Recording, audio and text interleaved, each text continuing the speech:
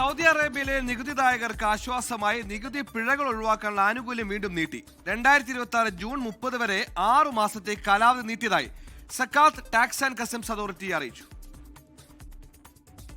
സൗദിയിലെ ബിസിനസ് മേഖലയ്ക്കും നികുതിദായകർക്കും ആശ്വാസം നൽകുന്ന തീരുമാനമാണ് സക്കാത്ത് ടാക്സ് ആൻഡ് കസ്റ്റംസ് അതോറിറ്റി അഥവാ സാറ്റ്കയിൽ നിന്നും വന്നിരിക്കുന്നത്. 2025 ഡിസംബർ 31 അവസാനിച്ച പിഴ ഒഴിവാക്കൽ പദ്ധതി ഇപ്പോൾ 6 മാസത്തേക്ക് കൂടി നീട്ടി.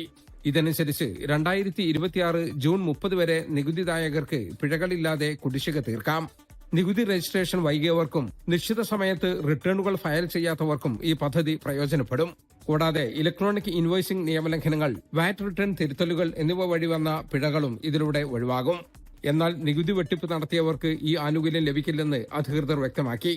പദ്ധതിയുടെ ആനുകൂല്യം ലഭിക്കാൻ അടയ്ക്കാനുള്ള നികുതി കുടിശ്ശിക പൂർണ്ണമായും അടച്ചു തീർക്കണം. സാമ്പത്തിക പ്രയാസം നേരിടുന്നവർക്ക് കുടിശ്ശിക തവണകളായി അടയ്ക്കാൻ സൌകര്യമുണ്ട്. ഇതിനായി ജൂൺ 30 മുമ്പ് തന്നെ അതോറിറ്റിക്ക് അപേക്ഷ സമർപ്പിക്കണം. രാജ്യത്തെ സാമ്പത്തിക സുതാര്യത വർദ്ധിപ്പിക്കാനും നികുതി നിയമങ്ങൾ പാലിക്കാൻ വ്യാപാരികളെ പ്രോത്സാഹിപ്പിക്കാനുമാണ് ഈ നീക്കത്തിലൂടെ സർക്കാർ ലക്ഷ്യമിടുന്നത്. 24 ജിദ്ദ.